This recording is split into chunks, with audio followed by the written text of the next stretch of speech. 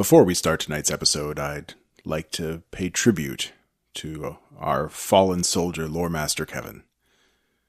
I think by the time you're listening to this, he has probably passed on. What? From acute alcohol poisoning. Oh, we should totally make him talk. That would be so hilarious. The reason he was supposed to do this podcast with us is because he is normally on the East Coast, but could stay up later because right now he's in Las Vegas for a work conference, and somehow he thought he'd be able to record, but he has been invited out by some account executive at a conference he's at, and they are at a wine bar where there's a climbing wall for the wine, and the waitresses have to use a harness and climb up a 4-story tower to get wine bottles down. Wow, that's pretty fancy. Yeah. And then, if that wasn't enough, in a little while, they're going to go to an ice bar. All the cups, chairs, tables are made of ice. Burr. Mm-hmm. I don't think you'd enjoy that. I would not enjoy that one bit. Nor me, although I enjoy seeing it. For me, it's more the bar thing. If you like drinking, I'm probably not the guy you want to hang out with. Though I am perfectly happy to make a fool of myself sober. Especially if it's things like karaoke. You can just pretend you're drunk. Yeah. I'll loosen up when everyone else loosens up. And yep. Mm-hmm. So anyway, Lore Master Kevin. Shame. We're sorry. We will. I need my shame bill. Oh, I was going to tell you to bring it. I forgot. It's out there in the garage. I should go get it. Dang it. We'll wait the customary 2 weeks before putting out a want ad for a replacement Lore Master. Oh, protect your organs. For what? From people that will steal them and sell he's them. Dead. Well. So maybe he's an organ donor and then it'll turn out well. Okay, but if he's not dead, make sure you don't get your organs stolen, Kevin. Yeah, oh my God, you're right though, in one of those ice bars.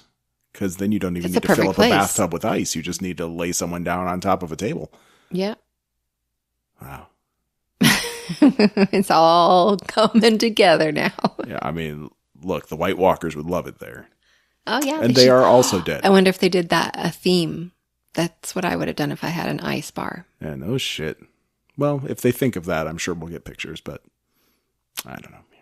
All right, well, anyway, Kevin, shame. It's a shame he's dead. We'll miss you. Make you walk naked down the street, down the boulevard. We'll miss you, Lore Master Kevin.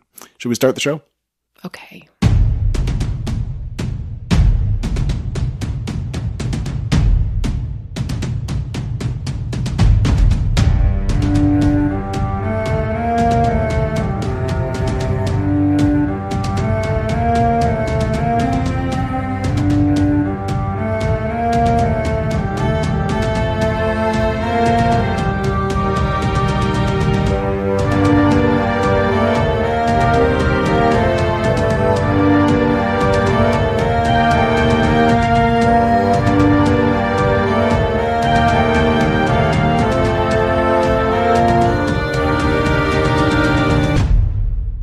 Welcome back, everyone, to Pod of Thrones. I'm Jeff. I'm Jennifer. So we're a little late, babe. It's time to react to I know, the we episode sucked so bad last night because it was late and I was tired. And you know what, though? As much as we always talk about the kid-free versus kid-full weekends and all that stuff, it was a kid-full weekend, and you were a good parent. I was. I taught my son how to mow the lawn. Well, and to use a weed whacker. And you took your kids to the boringest play ever. Oh, shh. Hey, what? Who's listening to this? I don't know. Somebody might, but yeah, I mean, it was Treasure Island. I would have thought that would be exciting. The first hour, just a lot of yakking. And then the second hour... about 3/4 of the yakking. White Walkers came? No, there was 3/4 more yakking, and then a quarter that was good. Funny, that kept me engaged. At the very end. Yep. Well, I mean, at least you get to go out strong. So, all right. Well, good for you in any case. We got off to a late start. We did watch the episode, but it was just way too exhausting to record afterwards. Yes. So here we are. So we're doing our day late reaction cast about... Wow. The Last of the Starks. The Last of the Starks. That's the name of the episode. we watched so late that they actually had the name of the episode attached to it when we watched. Oddly, right? Who attaches a name in the beginning of the show? Yeah, that's crazy. Maybe it's just us that we don't get. No, that's the thing. HBO's not releasing the episode titles till after it runs. Huh. Mm-hmm. Well, that's... I mean, you could just give your episodes titles that don't have spoilers. Right. Or whatever, but, potato. We wouldn't have got that, though. The Last of the Starks, we probably would have thought that everybody died but 2 of the Starks or something. Or like just one Stark standing. No, because it says the Last of the Starks. Exactly. The last. Anyway, I mean, it seemed... Okay, I guess that makes sense. It could have also meant the 4 Starks that are still alive, and sure enough, that's what it was all about. So, I mean, not really that spoilery, but they're worried about something. I don't know. The whole fucking episode leaked on like Twitter or Facebook or something before. It did? Yeah, That's it was out there shitty. before it aired. By only like a couple hours, I think, but it was out there. Well, yeah. We didn't cheat. No, who has time for that? All right, so let's get started. The first note I took was that the credits changed again in cool new ways, right? So, like, as Winterfell gets sacked, like, the Clockwork opening credits version of Winterfell has all these, like, broken pieces, which was pretty cool. Again, that's someone's job. I know, that would be a very cool job. Although, maybe tedious. Hey, maybe. But still fun. Yeah. You get to decide like what little things are like swinging and hanging versus the parts that work and spin and whirl. It's neat. Okay, so most of this episode takes place in Winterfell. Right. And we're just going to go through it and refresh our memories. All right, so I was thinking maybe the subtitle for this episode should have been like Game of Faces because everyone was making a face. There were so many like sourpuss faces this whole freaking episode. And I just kept taking notes of it. But let's see. First we have, Daenerys is sad for Jorah and Sansa's sad for Theon. And everyone's sad. And they have these huge funeral pyres built up. Right. Then everybody's partying. Oh, sorry. Well, the first thing we were commenting on is like, where the fuck did they get all the wood? Who put all these perfectly constructed... They had to go a long ways out into the woods to get that wood. Well, yeah, they cleared everything like around. And everything was burned. Like the dragons burned all the good trees, so they had to go out and get good trees to cut down. Yeah. I mean, if everyone's tired after that battle. Right. That was not like the next day. I have to assume that they just sent out the women and children to go cut down trees. And what'd they do with all the bodies inside like all of the... Well, it looks like they must have dragged them all out to those giant funeral pyres, no? Oh, you mean all the zombie bodies? Zombie bodies. There were thousands. I don't know. I think you just take a push broom and you start sweeping up all the skulls. You could totally do like a Paris catacombs thing. Have you ever seen that? Yeah, I have. All these skulls and like all these cool patterns just lining the walls of the Paris catacombs. Smell pretty bad, probably. Well, not after a while. Well, of course. But you really want to go to that much work for these zombies? No, it's to rebuild Winterfell. You'll rebuild it out of bones. It can become like a necropolis. That'd be cool. City of Death. Sansa, she could dig that at this point. She's pretty dark. No? Okay. So anyway, Jon gives a eulogy. They have all this very ceremonial lighting up of the stuff. Arya lights up Beric Dondarrion, and Sam lights up Ed's pyre, and Jon lights up little Lyanna Mormont's pyre. Ghost has a lot of owies. He sure does. He's got a big old gash right down the side of him. Shoulder area. Since I had a chance to discuss this at work today, because who needs to, work at work? I did. Someone said that Ghost lost an ear. Yes, he is. I had not noticed that. Yeah, it's like almost all the way gone. Jeez. Yeah, I saw his face is all fucked up. He kind of looked Poor like Ghost. the Hound. But yeah. And what's with Jon sending him away?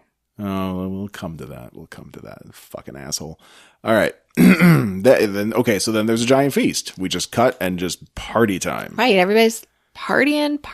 But don't people deserve to celebrate? I mean, it's kind of a big deal. Of course, they killed the Night King. But not everybody's super happy. Let's see. There was lots of like awkward. Well, no, see, it wasn't all super happy at first, was it? There were lots of people just like sitting at tables, just kind of gloomily. They were all sad, munching on a turkey Took them leg, a while. and yeah, the wine. Yeah, the kicked in. wine, probably. The first big event was Dany calling up. Oh, no, I know what made her happy. I know what made everybody happy. Dany made... Oh, this thing. Well, yeah, I guess that probably was... That you're was right. when that's that what did get people starting to celebrate. Mm-hmm. You're right.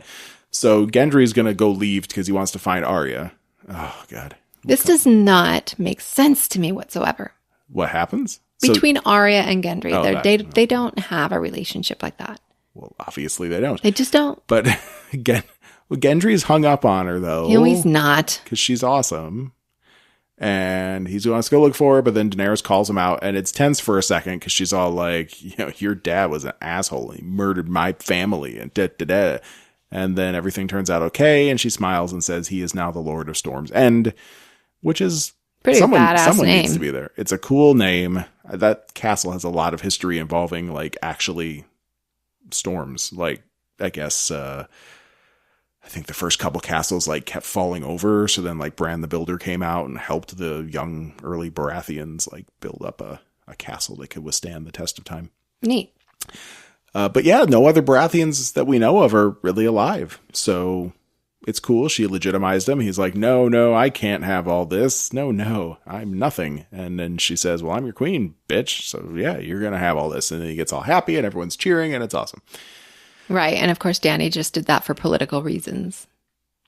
Right. But that's okay. It's okay it's the right as thing long to as do. you're doing good things. Right. But, I mean, Gendry's a good dude. But also try to be good in your heart and not burn everybody.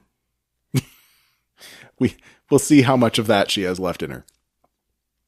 Don't you find it interesting? I mean, of course, it's no coincidence now, but that her father burned everything and her word is Dracarys. He was like, burn them all. Now she's like, Dracarys them all. Dracarys them all. Well, it's just the Targaryen way, isn't it? Burning. Yeah. I guess so. He had to use, that green goop. What was it called? It's Dragonfire. Because he didn't have actual dragons. Wildfire. Because he didn't have Dragonfire. That's the problem. Right. I still think that's going to play the green stuff? Maybe. I mean, seems like it should. They can make more. Cool. Although it seems like even in cinematic stuff, like even if a villain has a plan that actually worked out, it seems like they never go back to it again. Mm-hmm. And then it's like when it doesn't work out, like the Death Star, that they go and they're like, well, we'll just build a better Death Star. And then that doesn't work well either.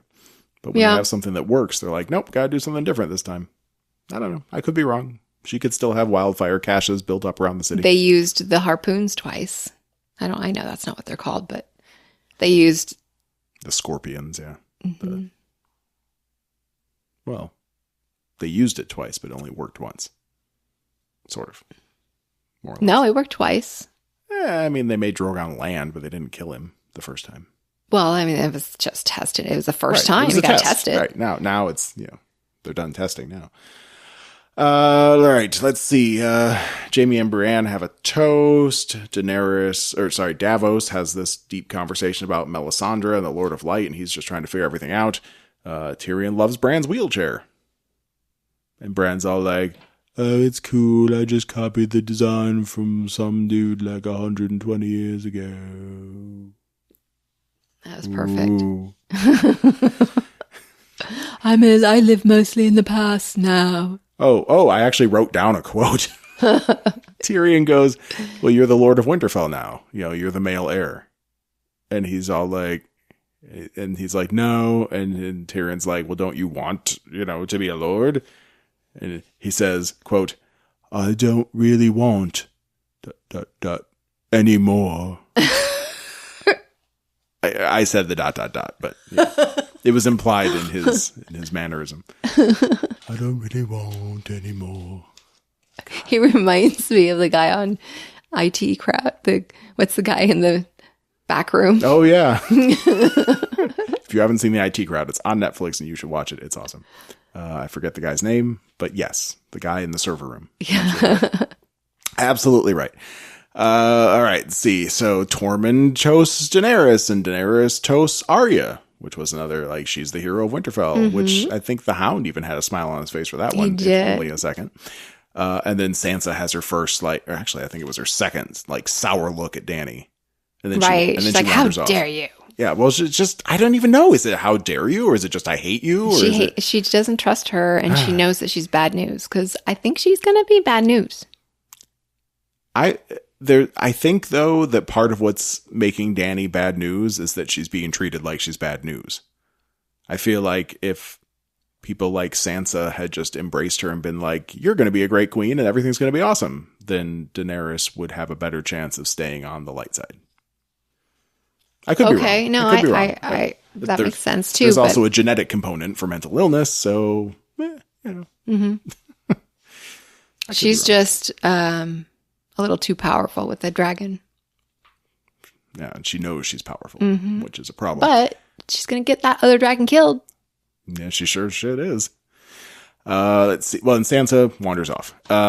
Brienne starts getting wasted. She's getting ripped. And let's see, Tormund has a big thing. He starts calling Jon the rightful king and how he's so awesome because everyone follows him. And then Daenerys gets this sourpuss look on her face. And then she leaves. Well, okay, so and then Varys has a sourpuss look on his face. What? I could feel what she was feeling during that episode. Well, she was feeling jealous for sure. Right? I think that's just the very point where she realized, and of course we find this out later when she's talking to Jon, but she just then realized that nobody's ever going to bow to her, bend the knee to her in the North. It's almost as if she did nothing. Oh, in the North specifically. Right, Tormund's talking about how Jon was flying a fucking dragon. Right. Yeah. Well, some of that's got to be sexism, right? Probably. And Janny's like looking at him like, what about me? I brought the dragon and I ride it all the time. I taught him. Well, see, it's old news when she does it now. Yeah, I guess. Jon's just like the weird idiot child is like, oh, dragons, I'm going to do that too. And like no one else would even think of doing it, but I would. I bet Rhaegal would have loved you. So Daenerys leaves with a sour face. Varys has a sour face after she leaves. And then this whole thing happens with that drinking game, and Tyrion winds up calling out Brienne for being a virgin, which, what a dick move. It was kind of. He just was drunk. Yeah, which means he was just saying something that was on his mind anyway. It doesn't really excuse being that kind of rude, but I'm sure he wouldn't have said that if he was sober. It worked. It made Jaime want her. Did it make him want her? Well, I think it made him feel sorry for her. Right. Well, yes, I think there were a few different things going on. I think Jaime truly does love her, but not as a lover. Even though they did it twice. At least twice. Well, I think he might love her as a lover, but we're gonna have to try to decipher what happens to Jaime here at the end of the episode too, because it's kind of hard to figure out what his real plan is or what his real intentions are. Mm-hmm. Let's see. Tormund is all pissed off. Oh, well, Brienne gets her next look, and then she leaves, and then Jaime follows her, and then Tormund gets a look. Everyone's game of looks, man. And he's all pissed off and jealous, but then he gets himself a wench, and the Hound doesn't, because he's like, fuck off, bitch. And then Podrick, we see him way in the background. He's got two girls on him again. Podrick's the man. Go, Podrick, go. And then we have a quick scene with Sansa and the Hound, which I think I haven't had time to read up on what everybody's saying about it, but it seems to have stirred up some controversy in both directions. Oh, right, because she said that if all of those things never happened to me, I wouldn't be the strong person I am today. Something like that. Well, yeah, with the term little bird. Oh, yeah. He likes to call her little bird because she was a tiny, flitting little thing. Well, he was also a pig. Let's not forget. He said, of course. I heard you were broken in rough. I don't do a good hound voice, but broken in rough. Ugh. Well, I mean, that's the way they talk out in the countryside. In the countryside. He's a city dwelling dude. He's from King's Landing. But yeah. He would have kept her safe. And then she says that then she would still be a little bird. A little bird, right. And it's true. I know that people don't like hearing that any woman that was raped became or had like something good come about. What? Well, or using it as a strength. As you're saying that, actually, I think you're wrong. Except, well, no, I think that's what a lot of people are saying is like, Right. you know, we shouldn't rely on rape to make a girl have growth or stuff. But then I wish we had Dr. Scarlet around. Right. So if you haven't listened to any of our episodes with Dr. Janina Scarlet, you should search our podcast feed for those, because she's had some great input on what she calls post-traumatic. So with like Hound suffers from major PTSD, post-traumatic stress disorder. But some people, after a traumatic incident, find something to make themselves better, post-traumatic growth. And that would seem to be, for the most part, what Sansa's been able to do. She's been able to pull herself together to be a strong person. Right. And the things that have happened to, or the things that the Hound has done, has made him a more sympathetic person, a better person because he's not as mean. Redeemed himself. Right. I mean, he's still mean, but just verbally. Just he doesn't like kill children anymore. Right. For fun. You know, laughing all the way. I don't think he ever laughed all the way. I think he just did what he was told. He said he enjoyed it. All right. Then we cut to Gendry finding Arya. Finding Arya. She's just hanging out, doing her own thing, having fun, relaxing with some archery practice. Mm-hmm. Like you do. That's actually probably more what I'd be doing during a big drunken festival like that. I'd probably just, since there's no video games, I would just make my own video game. Mm-hmm. Yeah. Oh, God, so awkward.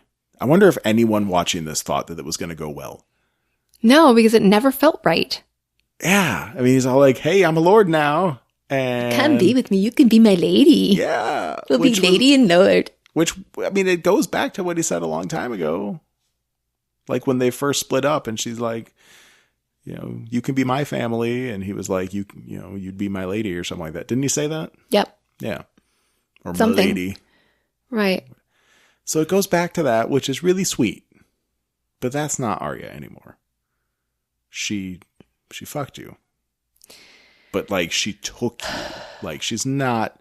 She used him. She's not a traditional lady in the sense that Westeros would have a lady. Right. And that's what she said. I'm not a lady. She's really not. No. She's definitely a woman. She's a human being. And a human. And a badass. And, you know, she can be hot in her own special way. I mean, she's a little young for me, but I can see it. I get it. Gross. But she's not a quote unquote lady. Nope. So she rejects him with a kiss. That was nice. The kisses were nice. No, and she got, I think she thought it was very sweet. Yeah, but she did. It's just such a shitty position to be put in. It is. You couldn't have dated for a while first. Come on. Right. At least ask her out to coffee. If she says yes, then maybe you got a shot. Buddy. Starbucks? Definitely. See, since we're recording the next day, we've already seen that too. Right. The Starbucks cup in the feasting hall. Mm-hmm. Right next to Daenerys. There's so many reports about it. I mean, it seems to be legit. Some people were like, it must be photoshopped, but I don't think it was. No, and HBO said it was a mistake. Did they have a statement? Mm-hmm. They said it was a mistake. I wonder if they'll edit it out. Probably not. There was it's that thing in in season 1 they had all those heads on spikes, and one of them was George W. Bush's head. Was it? But then in future iterations, like on the DVDs or whatever, they edited his What head do you out. mean it was George Bush's head? It was a rubber like Halloween mask kind of thing on one of their pikes, and they put like long scraggly hair on it to make it look like some random dude from Westeros, but it had like a profile that looked a little bit like George W. Bush's nose and sort of jaw pattern and stuff. And then people were like, that looks like George W. Bush's head. And they were like, oh yeah, it was. Someone from production was being kind of an idiot. Is that really being an idiot, or is it just utilizing shit you have because you didn't have another mask? Well, that's not the way they apologized for it. They weren't like, well, we needed a head and it was the only head we could find in the entire props department. Like that was not what was said. Are you looking it up right now? Yeah. All right. Well, I'll continue while you look for it. Oh, there it is. Well, the next scene was Brienne and Jaime in Brienne's bedroom. What did you think of that, babe? That was awkward also. But I'm glad. I hope he was good. From what I've seen of Jamie, he is not good in bed. Well, what have we seen of Jamie? I mean, We've seen his him sister a couple times. Right, only with Cersei. Right. But still, it's like the typical guy thinks sticking his dick in somebody and pounding her for like 5 minutes is going to be good. He's probably no Jon Snow with his creative use of or Podrick Payne. Or Podrick Payne with whatever that dude does. He does it all. That's a mystery that's not going to get solved in the next 2 episodes, right? Nope. Yeah. Damn it. Too bad. Yeah. Got to know what's so special about that man. Yeah. Well, he must know the mouth love thing too. Probably. That's what it's really all about, isn't it, babe? I mean, anyway, so Jon and Dany. So Jon and Daenerys have the next scene. Now, I would like to give myself a pat on the back here, because what did I say? After the battle, they were going to have sex. All that tension from the undead army is finally going to fall apart, and they're going to have a moment. I wasn't sure if they'd have sex, but I said they're going to hug and kiss, and things are going to be okay for just a little while before all the political shit starts building up again. This is so stupid. I mean, really, how long? Okay. Yes. Jon is in love with her, and he's like known her for a month. Yep. I mean, I get that. Okay, never mind. I'm just going to let it fly. There's only 2 episodes left. There's war, and everyone's super stressed out, and you find someone that gets it, and then they're hot. You're in love. And then you're in love. Okay. I think that's all it takes.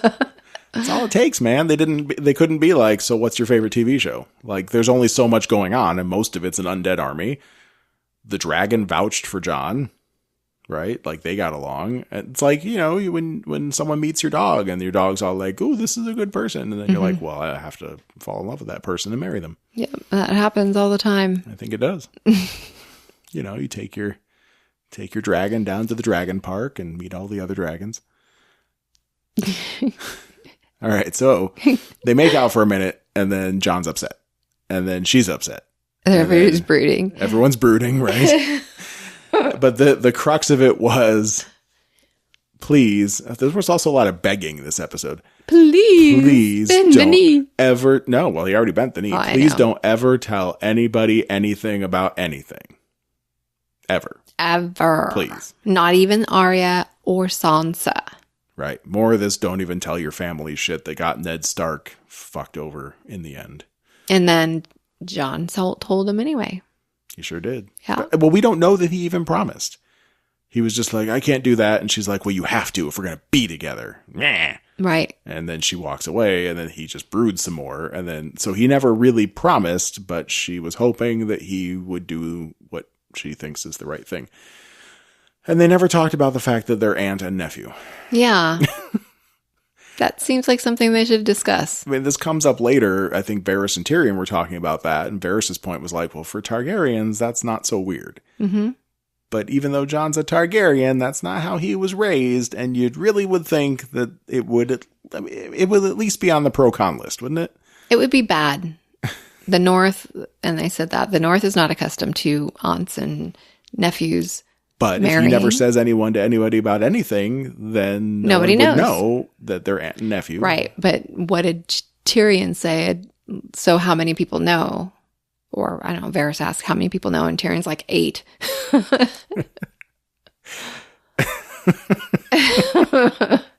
Right. Well, we'll see if word spreads. Let's see. There's a whole scene just devoted to Jaime Lannister sighing. I guess I had to take a note of that.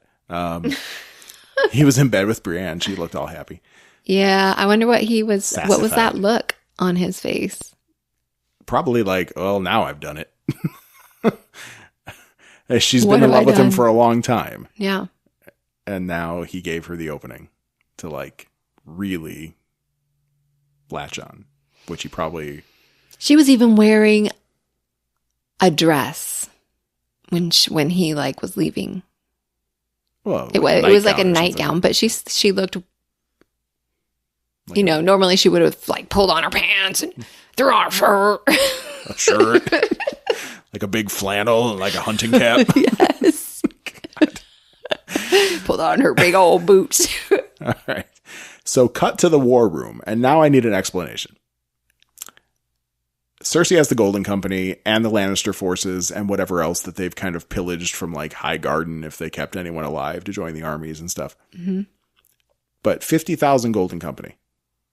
And the Ironborn. And what they're saying in the war room, as they're counting the remaining troops that are under Daenerys and Jon's command, is that thanks to the undead army, Cersei has pretty much evened the odds.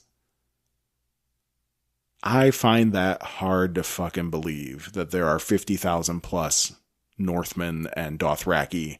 All in Winterfell? And Unsullied left. Oh yeah, and they're all in Winterfell, which looks like it's about the size of the house we're in right now.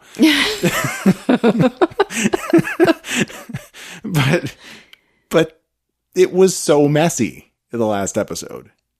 Yeah. I just don't... I mean, the Dothraki got wiped out completely. They're extinct. So I thought, but they listed Dothraki among their reserves. And I don't think you would say, well, we still have the Dothraki if there's like 10 Dothraki left, which is what it seemed to be. That's what it is. There's like 10 guys running by. I mean, that whole horde. And Jorah and a one-eared dog. I mean, that's all that came back. I don't know. I look forward to seeing what is on the battlefield, but I don't think there's a way that I can believe it unless they're counting like Drogon and Rhaegal as like 20,000 troops each, and then we get to 50,000, then maybe, but I don't know. Are you sure they said that? Yeah. Huh. They said the word, they said that they've evened Cersei evened the odds by getting the Golden Company. Well, maybe that doesn't mean they have like... They gotta have a bunch. She had nothing before, except for with a Lannister Eurons. Well, and Eurons. Ships. There's a Lannister army. They sacked Is there? But then they also got decimated pretty bad. Right? But that was only like the rear of the line when Dany came swooping in with those. It was like half. Look, I just don't get it. I just don't get how there could be that many people left on Dany's side. Or any side. After all of this war. Yeah. Cersei should be ready to mop the floor with them. We know that Yara has pledged the Iron Islands to Dany, and Dorne, the new Prince of Dorne, who had no name, has also pledged himself to to Dany. So that might give them, a little more, but we don't know what the Dornish army's like or how they're going to get there because they need boats.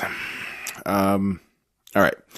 So Tyrion's thing is we have to give the people of King's Landing a chance to rebel. Even that means we could like sit outside the city and just wait for them to start starving, and then they'll rise up against Cersei because they'll know she can't protect them and doesn't care. Sansa says she wants her men to rest. Dany gets a look and gets very cold again and like, hey, you said I helped you. Now you gotta help me, bitch. Now you just want your guys to take a nappy poo? For a whole day? And well, they weren't sure how long, but yeah, it could have been just a day. Would have been nice. Right. But Jon says the North will abide, and that is how it's going to be. Stupid Jon. And Dany's thing was... You know nothing, Jon Snow. Dany ended this whole thing with a quote. Men will live without fear and cruelty under their rightful queen. Psh. You buying it? I am not buying it. You're not buying it. All right. Yeah.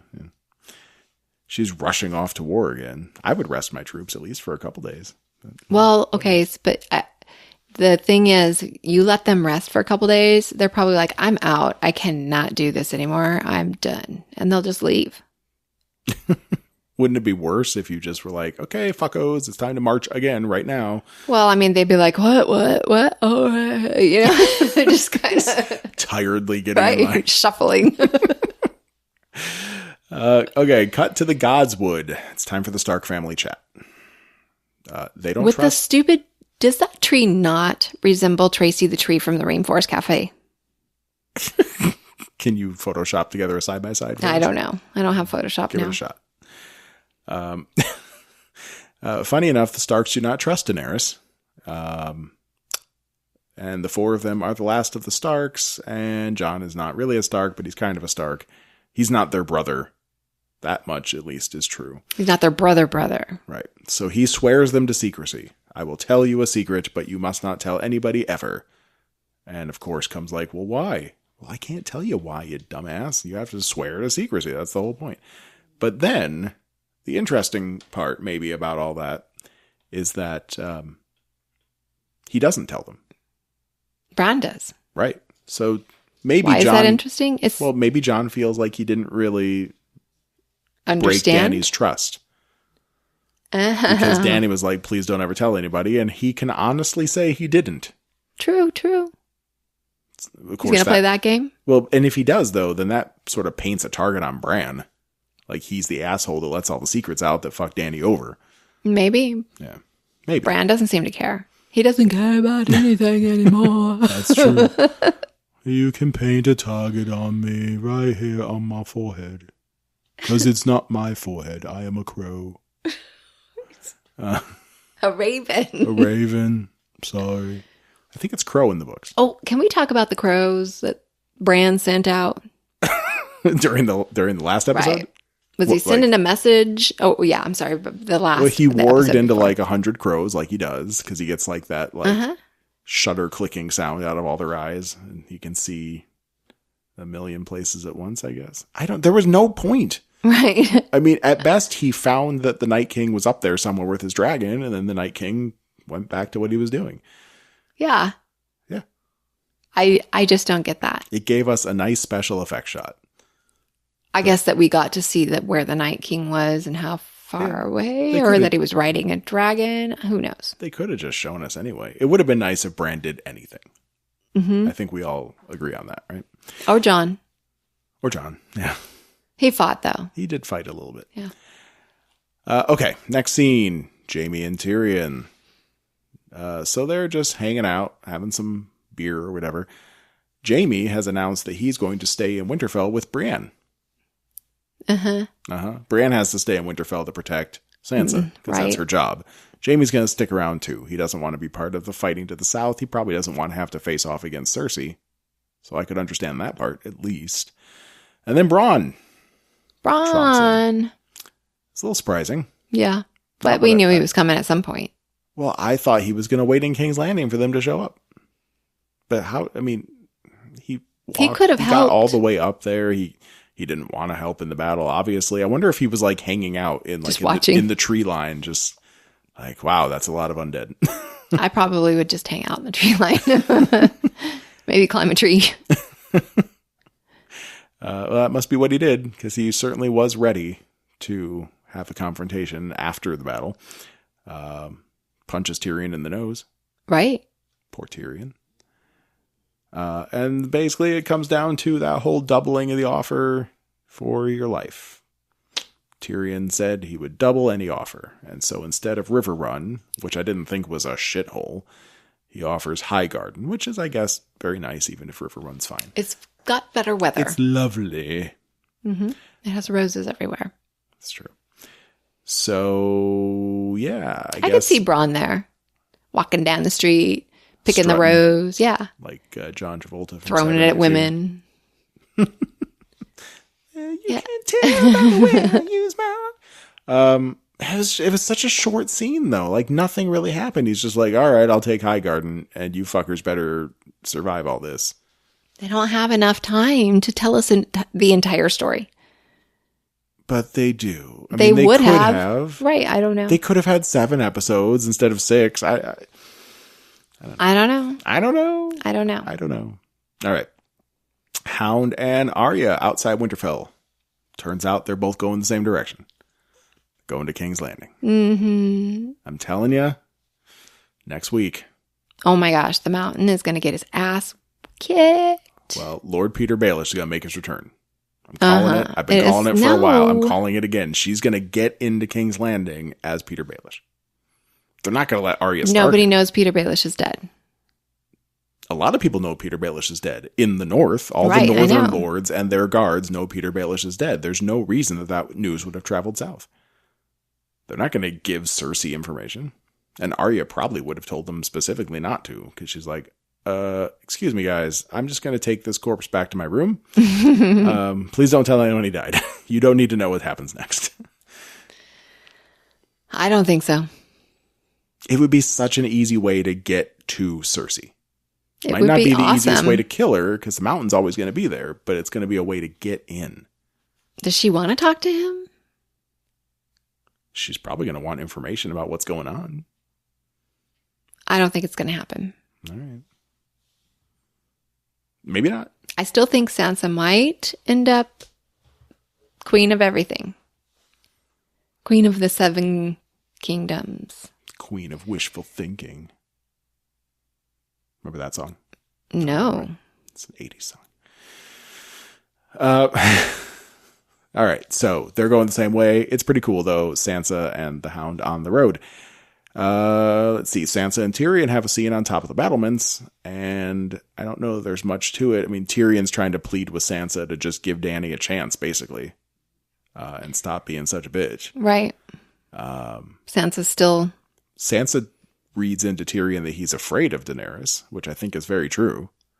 Yes. But he also says he still believes in her. And she says, what if there's someone better? And of course, what we find out a few minutes later is that she breaks her word to Jon. How does she break her word to Jon? She tells Tyrion the truth. She doesn't do it on camera, but we find out later in the episode that she does. She tells him about auntie-nephew thing. Wonder why she did that. I think just to fuck with Dany, to stir confusion. Oh. To delegitimize her because she doesn't want Daenerys to be queen. I guess to try to sway Tyrion a little bit. Are you sure? I thought maybe sure that she told him. Yeah, I guess so because they had the conversation. But I don't know. I feel like something else had happened. But who knows? Since it's off screen, we will never know what happened for sure. And of course, she could be lawyering it out too. Like, well, I told Jon that I wouldn't take his secret that he told me and tell anybody else. But then he had Bran tell me. So since I didn't, I could tell. I didn't promise Jon, to Bran. I didn't. Yeah, exactly. Like, right.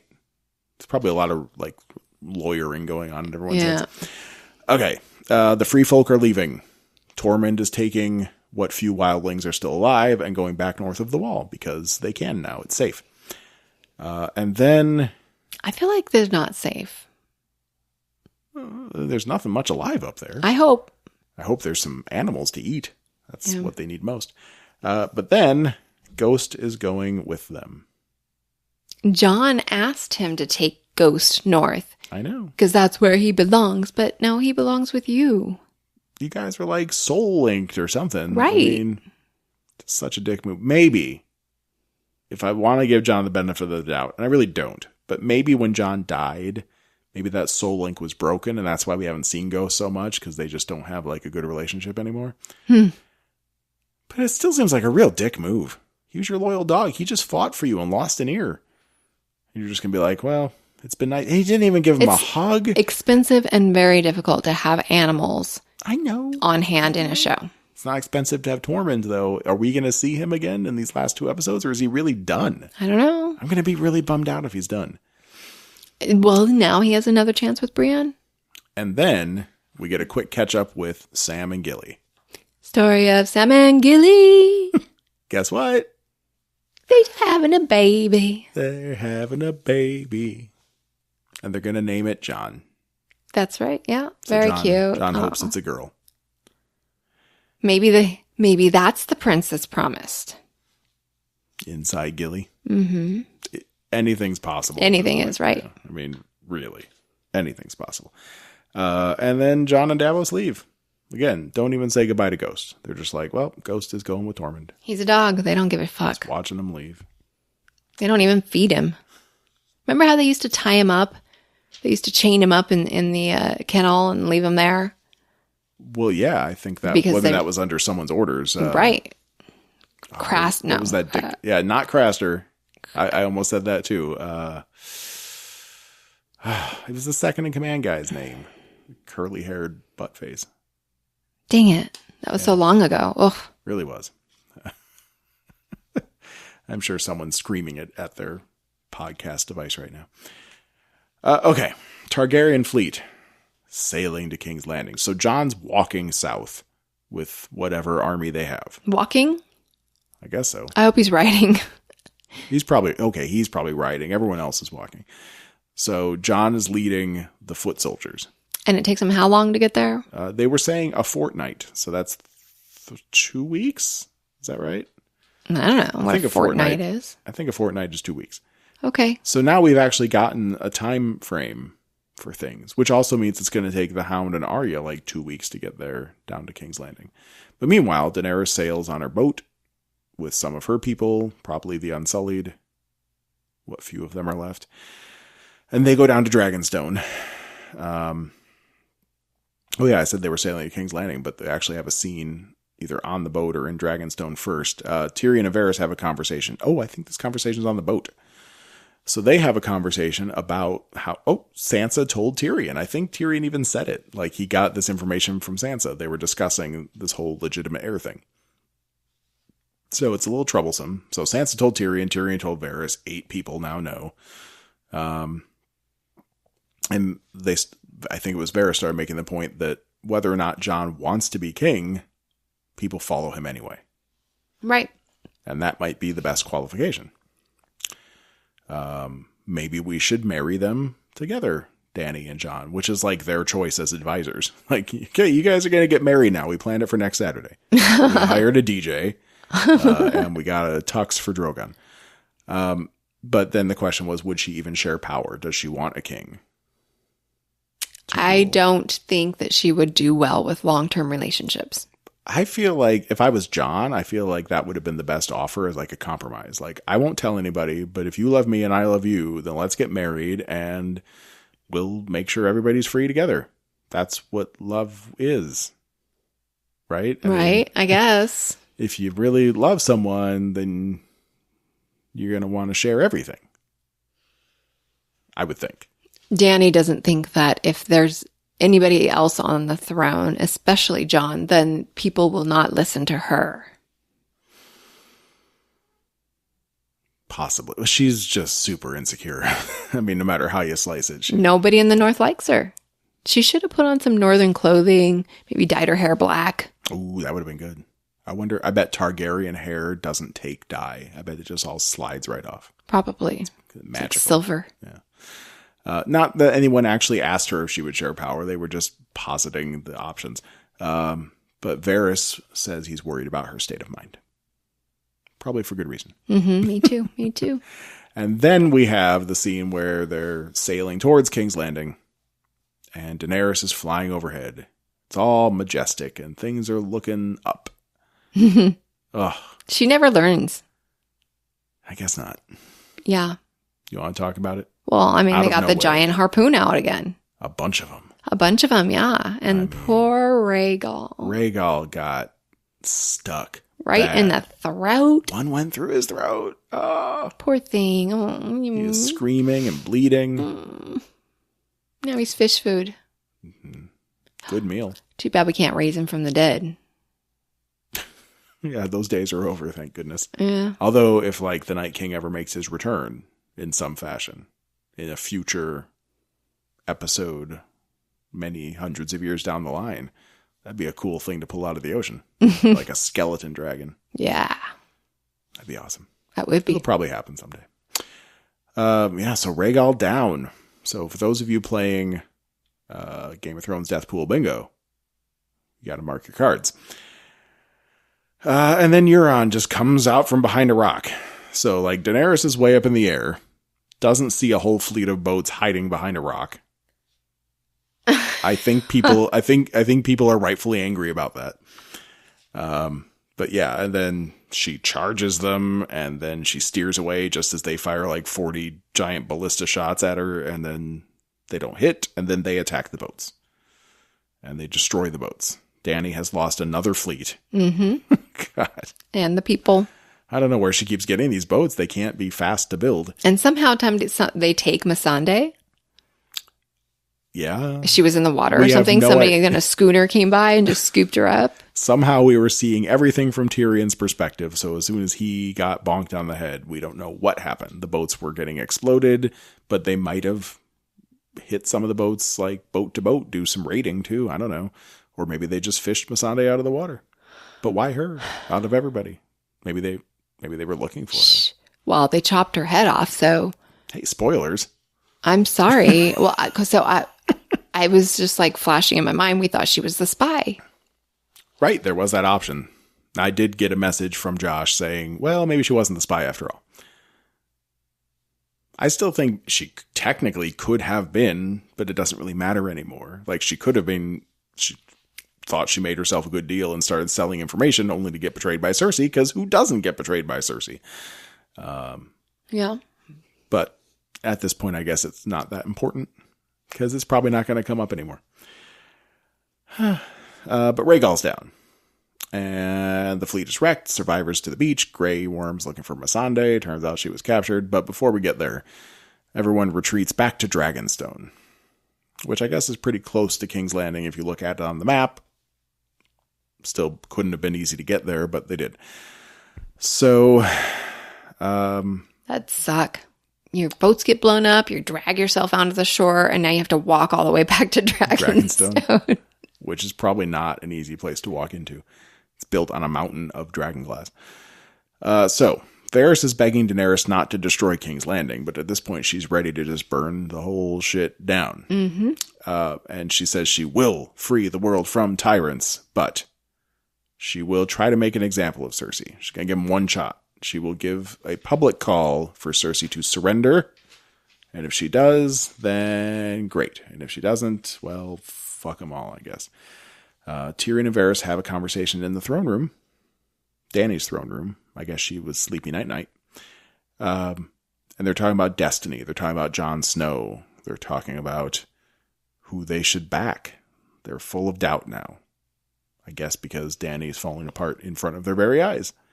Well, yeah, now there's another option, and he's the true heir. But you've been backing Dany all this time, and you've seen her do some pretty amazing things. In the beginning. Do you turn on her? Now she's just all mad all the time. Well, if you were Tyrion, what would you do? Oh my gosh.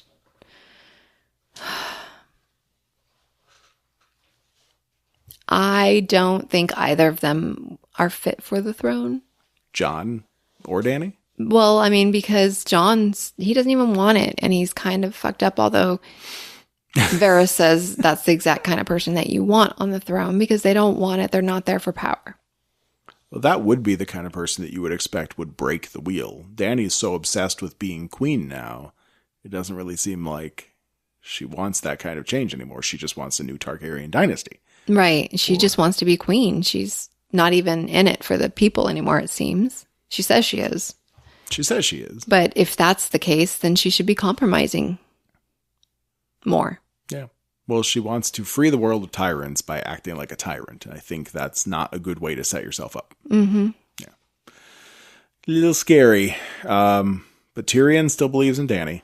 He's sticking by her side. But Varys does not serve Daenerys Targaryen. Who does he serve? He serves the Seven Kingdoms. Yes. The realm. The realm, that's right. But, yeah, 7 kingdoms. Good enough. Varys. He's a hard guy to trust. Yeah, he's got that sneakiness about him. Well, and he just keeps, like, he's constantly, like, working for one king or another, and then turns his back on them the second there's a sign of trouble. Really? Is that what you're saying? Well, I'm saying he needed to turn his back on most of the people. He served the Mad King, and we don't know for sure if he betrayed the Mad King or not, but Varys makes things happen. I mean, and the Mad King did die, so I don't know. But then he served Robert Baratheon, he served under the Lannisters, but he was always doing his thing in the background because he doesn't really serve them, he serves the realm. And he's trying to figure out who the best queen's going to be. And it was all about bringing Targaryens back to power. And now that he's right on the cusp of bringing Targaryens back to power, he's like, well, maybe not that Targaryen.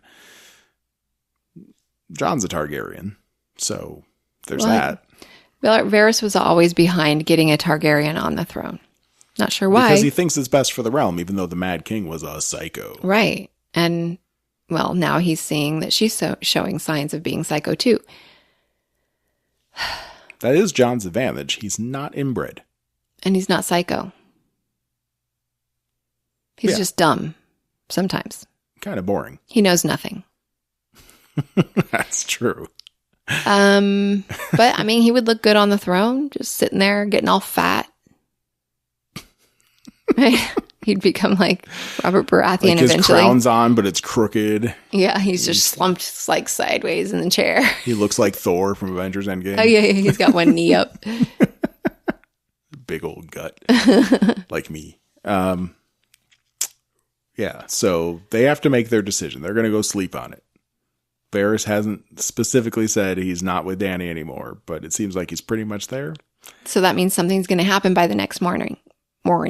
Well, we see the next morning. I think Varys is still there, but I feel like by the next episode, Dany's going to figure out that Varys isn't with her anymore, and she's going to have him murdered in a horrible way. Yikes. Yeah, I think Varys is done. Probably. He'll probably do something cool before it's over, but I think he's going to die. Do you think that Dany's going to live? I'm not saying just in the next episode. I'm saying... Oh, wait a second. Till the end. Yes, I think Dany will live to the survive. End. We should make some predictions. We're almost to the end anyway, but Varys, he has a story that we don't know the answers to yet. About the magic guy? What he heard in the flames or whatever. What he's like that demon voice told him something and it scares the shit out of him. I hope we find out what that is before he dies. Was it the Lord of Light? We don't know. It was that old magician dude summoned someone or something. Yeah, if they got a lot of holes that they have to fill. Well, right, especially the hole where his dick used to be. Well, they don't need to fill that. No, but we need to know what happened because he lost his twig and berries, and then there's a voice that told him something, and he's lived the rest of his life being the only person that knows what that is, except for that other red priestess. It said, "Your penis tastes delicious." That's the voice of I like dick. And then that's just scarred Varys for life. God. Okay, real quick. Back at Winterfell. They get the news that Rhaegal's down and Missandei's been captured. Jaime sneaks out in the night, seemingly after giving Brienne one more night of pleasure. Which, if I was as distracted as he was, I don't think I would be able to really do much, but whatever. He's cool. But Brienne catches him, begs him to stay. Game of begging. Just begs and begs. Please don't leave me now. And then he just gives a whole thing about how evil he is. To try to... See, I don't think he buys any of that anymore. You think he was just trying to make her let him leave? Well, the first thing he cited was pushing a little boy out of a window for Cersei. Mm-hmm. But he's already confronted that in the 2 episodes ago. And it's he's just trying to convince her that he's not a good person. Well, right, I know. I'm just Brian was like, she didn't know that. It's okay, bro. It's cool. And then, Jaime's forgiven. Right. So he shouldn't feel bad about that anymore. It was fate. I think I might always feel bad. Yeah, maybe. But it was like the bigger picture. Jaime at this point was like a servant of whatever forces power the three-eyed raven, because it was always going to come to that. Jaime just happened to be the hand that had to push Bran out the window. It's not Jaime's fault. Kind of. Well, it is. It's all Jaime's fault. Well, yeah, but philosophically. It's probably all Jaime's fault that all that happened. And well, if you want to do that, it's all Baelish's fault that they had to go up to King's Landing in the first place. But ultimately... Why? Because he's the one that had Lysa poison Jon Arryn. Oh, yeah. And that's why they were up there. Baelish set everything in motion, which is another reason we need to see him again before the end of the show. But I don't know. So I don't think Jaime really believes that he's evil, is what I'm trying to say. I think he was just saying that to try to get Brienne to let him go. That's what I just said. The exact same words. Right. Okay. I was saying that too. Okay. I'm glad we're on the same page. I think I was still stuck on Varys' twig and berries. I don't know. Did they take the berries too? Yeah. And Theon? So. Oh. Did they take Theon's berries? Probably. It'd be weird looking, I think, with... If you're just smooth down there it'd be weird looking if you had the berries. Right. I think that would be, yeah. I'd almost rather have them gone. Would you? I mean, if you're going to take the twig, I don't need the berries. It would just be, it'd be uncomfortable. It's just They're just extra clanging torture around down there all the time. Yeah, it's a reminder of what was. So he leaves. Oh, he's all like, she's hateful and so am I. So he knows Cersei's the worst thing ever, right? Right. I think he's going there to kill her or beg her, figure out what he's going to do. Maybe he just doesn't know, but he's got to go figure it out. Yeah, he's got to go. He was going to stay in Winterfell and basically hide from whatever happens at the end of the war. Mm-hmm. Does he love Bran? Well, like I said, I think he loves her, but not in a lover kind of way. Like he could screw her a couple times, but that's about it. I hope Gwendolyn Christie is not listening. I feel. Well, let's make no mistake here. Gwendolyn Christie is a fine-looking lady. I know. And she's very tall. They goof her up. They goof her up a little bit. I mean, they like pull her hair back so far. She's almost looks like a Gregorian monk or something. But she's a nice-looking lady. I'm sure she'd be plenty of fun to hang out with. Mm-hmm. Mm-hmm. Okay. I just feel like, Jaime's not hurting. Right. He by climbing that mountain. I don't know. I just can't even think about what that. I don't want. What? Imagining what happens while they're in bed. Jaime Lannister, who has only fucked his sister a million times, and Gwendolyn Christie, who's a virgin. Wouldn't Tormund have been the better choice? The free folk know how to please each other. He's too grotesque Smelly. for her. He's not refined enough because she's pretty proper and he's not. She's wild on the battlefield. Mm-hmm. Maybe she's wild in the bedroom. Well, not yet. They could be wild together. Maybe eventually, but not right now. He could have taught her so much. Oh. I had high hopes for them, babe. I did too, but he's too. Mm-mm. And now it's like he's gone north and she has to stay in Winterfell because of Sansa. I feel like now we're never going to see either of them again, and they're totally not going to get together. It's depressing. I'm trying to find silver linings here. I think it's good. I think it's done. Brienne's love life is done. She'll probably die soon too. Well, there's nothing to kill her if she stays in Winterfell. No, she'll. You think she'll ride south? Of course. But then she's abandoning Sansa. Unless Sansa comes south too. I think everybody's going to have to go south. All right. Well, that would be cool. Right. Let's see. So he leaves, and then it's all the King's Landing stuff. So we did have a scene where we just see Euron talking to Cersei. He says he saw the dragon die, and she starts talking about how their child will rule everything someday. So gross. She's totally using him, right? Because it's not her. If there's a child, it's not his child. It's Jaime's child. Mm-hmm. Now he's getting all, let's go buy some baby clothes. Her new tactic is to keep the gates, I guess maybe not to the city, because those were closed, but at least to the Red Keep area, to keep the gates open and let people inside. So they can feel protected even though she doesn't care They about think them. they're being protected. But for her, it's like, you're going to have to kill all these people to get to me. Right. She's such a bad person. I feel like they don't, they could just, the dragon could just come, she stays in the upper towers. Yeah, totally.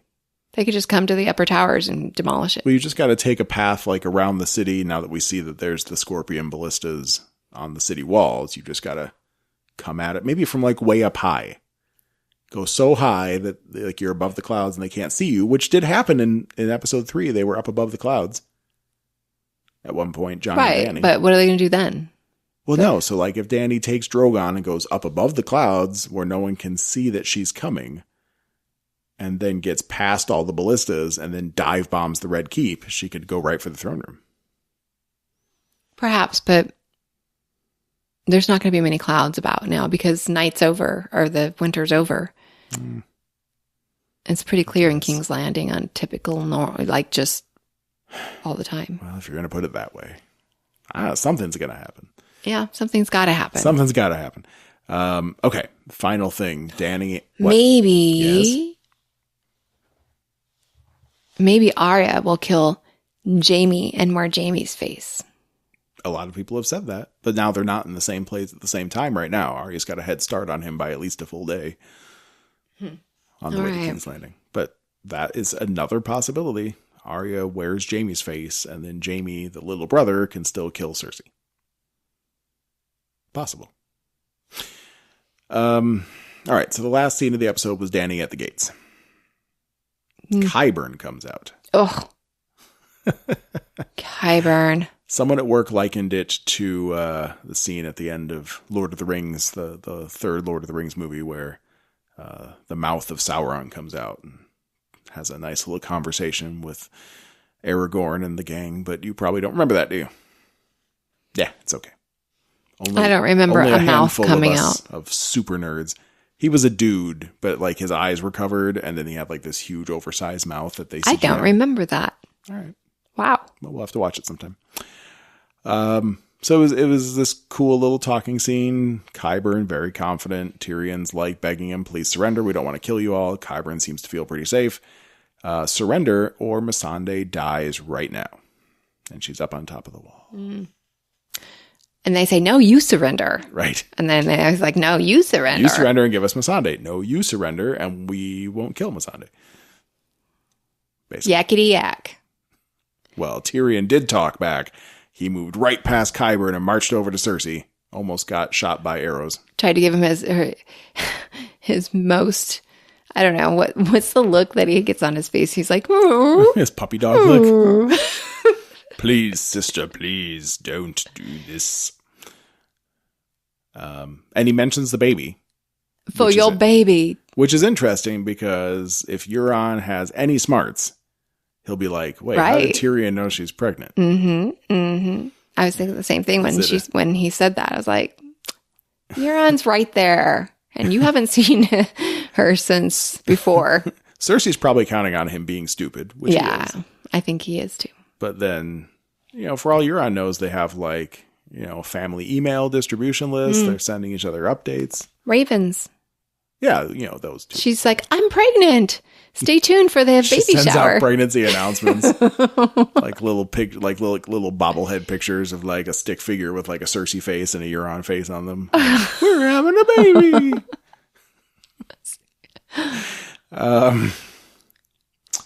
Right. So he points out she's not completely a monster. She loved her children. Right. And he says, "Don't let your baby die." That was his thing. Like, this will end badly. Please just, yeah. She thinks about it for a moment. Yeah, but not very hard. She goes over to Missandei and says, "What are your last words, bitch?" Do you remember what they were? Of course. Do it. Dracarys. Yeah. But nobody could hear that. Of course they could, because she couldn't see her saying that way back then. In these worlds, everybody can hear everything from any distance. You know that by now. Except Drogon was like so far back on the battlefield, he wasn't going to do any Dracarysing from where he was. He was just hanging out back there. Right. Poor Missandei was like, Dracarys, please? Please. Anyone? And the mountain cuts her head off, which is the first time he's done like anything in I think a full 2 seasons. Maybe it's Grey Worm that's coming for the mountain. Grey Worm did not look like he was okay. No, he is not okay. Yeah. He is. I think he's going to die, though. I think he's going to do some damage, but he's going to get him, probably take on the mountain. He'll get himself killed. Yeah, he's going to go. Well, no, he'll probably kill the mountain. I don't think he can kill the mountain. Psh, I think he can. All you have to do is stab it in his weird eyes. Yeah, but he's like, he's enraged. He'll be off balance, and the mountain's just going to like. He's on like that stuff that Bane's on, isn't he? Basically, yeah. He just has to take a whiff and then he gets all drugged up in Qyburn's lap. Well, because he doesn't like feel pain or anything. Seems not to. Yeah, so I wonder if they sewed his mouth shut so he can't like scream. Yeah. took out his like. I hope we see his face again before it's all over. Vocal cords or something. I just feel like Grey Worm will probably stab him in the belly, and that'll be that. And then his spear will get stuck, and then he'll get his head crushed. Just destroy him. Yeah. Oh, I don't know. I think Grey Worm's going to go out in a blaze of glory. Yeah. Oh yeah. He'll do good. He'll do good first. but then he'll die badly. And Daenerys is enraged, clearly.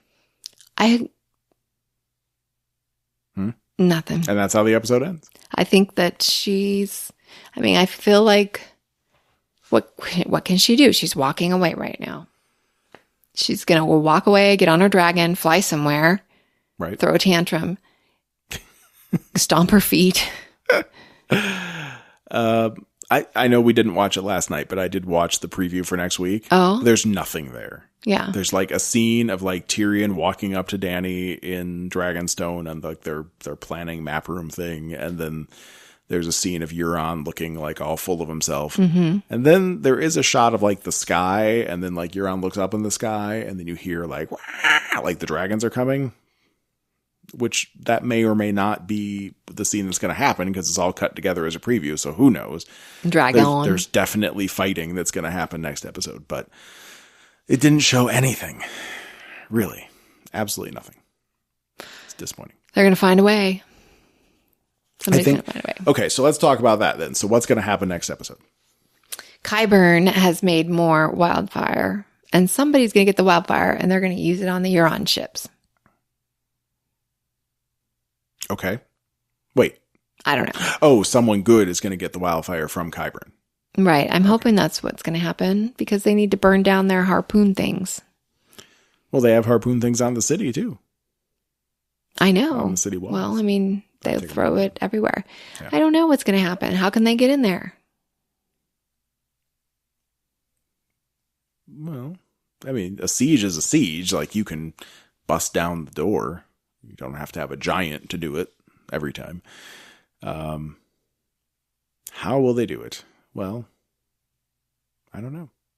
I don't know how they're going to get in, but I have a feeling, and I've said this before, I thought Cersei was going to die 2 seasons ago, but I have a feeling that next episode is Cersei's last. I think they'll defeat Cersei and Euron next episode. I think it's going to be in the last one. I don't think they'll defeat them by next episode. Well, the reason I think it's next episode is because I think they're going to beat Cersei and most of the bad guys. Cersei is the only bad guy left. Well, there's Cersei, there's Euron, there's Mountain. There's it's all Cersei. Well, it's not like if Cersei dies, the rest of them all shatter. It's just like the Night King, right? It is. Yeah. They all die. You just got to kill the hive mind.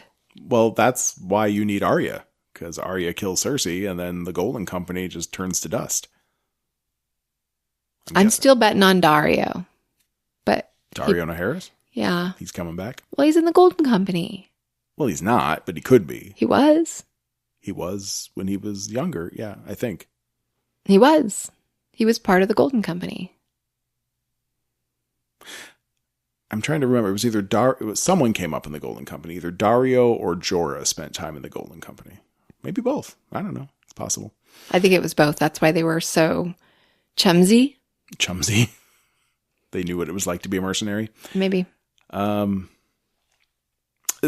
okay. So my theory rests on the idea that Daenerys is going to be so unstable by the end of the next episode that she will be episode 6's final big bad.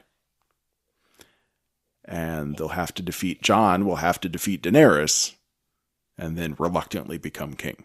Or maybe Arya. I'm hoping for Arya. Boom, boom. Arya on the throne. And that makes sense. Somebody's one or the other thing has to be taken care of in these coming 2 episodes. Right. Can you take care of both? Probably not. That's a lot of stuff to cover. If you took care of both, then episode 6 would be nothing. Like, hey, a lot of people died, and I guess I'm king now. Mm-hmm. Be like the end of Shrek. I don't know which one. What do they do, that dance party? People dance party.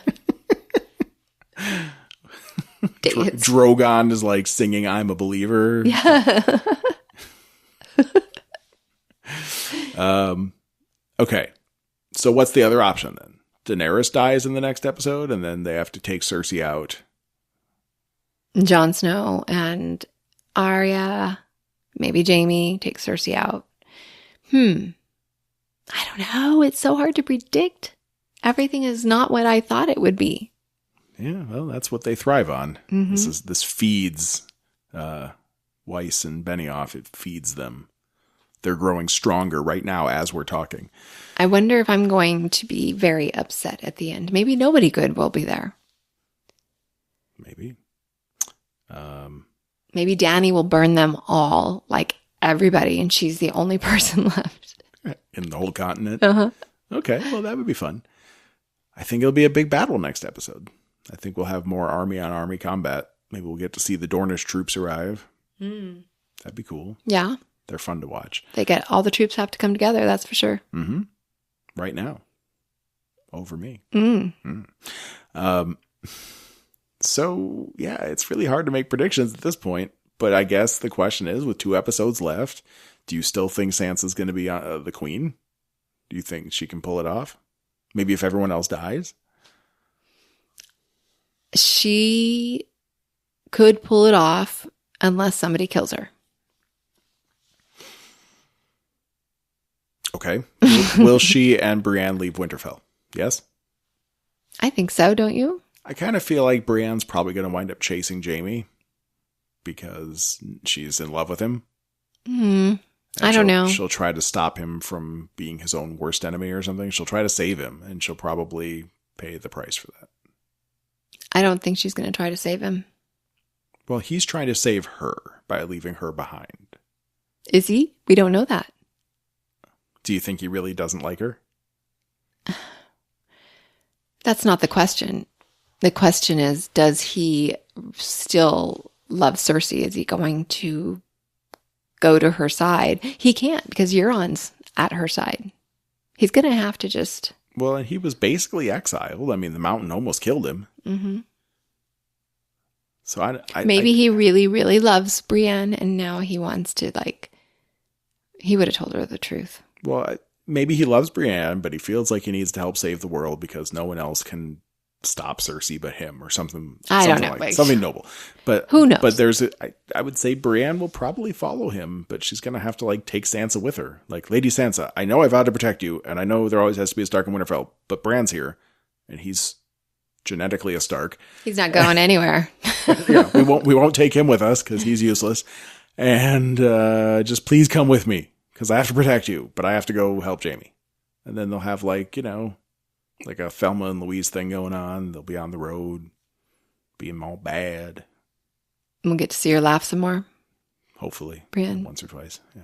When they rob a liquor store or something. Well, I think it's going to be all sad. Sadness for Brienne. Sadness. We'll have happy times in episode 6. At the end, maybe. Will this end happy? Nah, I don't. I have a feeling it might not. Ramsay Bolton told us it would not. If you think this has a happy ending, you haven't been paying attention. Mm-hmm. But George R.R. Martin is still going to want to send a message of hope, I think, just based on his own personal beliefs. I think he's going to want this to come out as like power of the people. Like Westeros will turn into a democracy or something. Is he writing any of these episodes? No, co-writing? No. But are they asking him? He's been consulted on how it all ends. He had to sign off on it. Oh, okay. Well, I don't think he cares about happy endings. Do you? I think he cares about good endings. Yeah, but he does seem to want to send some political messages here and there about how we treat each other, how we rule. So I don't know. I think this might end. I think this will either end with Arya on the throne, which if someone's got to be on the throne, that's my favorite idea, even if she's wearing someone else's face, or no throne. Okay. You? Sansa on the throne, but maybe only in the north. Got a backup plan? I think there's not going to be a throne, and maybe she'll just rule from the north. I think there's a pretty good chance no throne. Just King's Landing's gone. Melted or broken up or something. Yeah. All right. Well, I don't know that there's any time to make more predictions now. We've been talking a really long time. So very, very long time. We should probably go. It's a shame Lord Master Kevin couldn't join us, but again, he drunk. He gave his shame. life. He gave his life for the cause of something. What? I don't know. Shame. I'm pretty sure his wife doesn't listen to this show either, so she need not know about his peril. Well, I hope he's walking down the streets naked with somebody ringing a bell. Oh, yes. Well, Behind that could happen in Vegas. I know. Very easily. I know. All right. Well, then, we're going to go rest. And we're just going to wait on pins and needles for Sunday. Mother's Day. Mother's Day. That was the other part.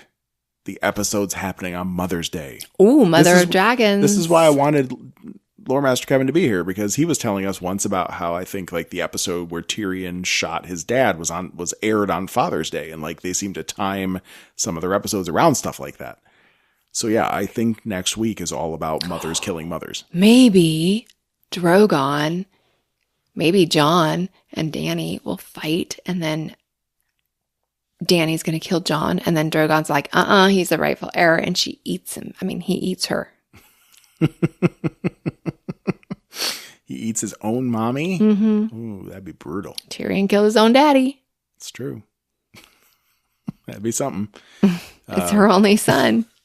I think the fact that it's coming on Mother's Day will prove to be somewhat meaningful, though. I think both of these mothers will meet a fate. Cersei hopefully will die. Dany will turn to the dark side. Probably. But now we're all expecting her to turn to the dark side, so maybe she won't.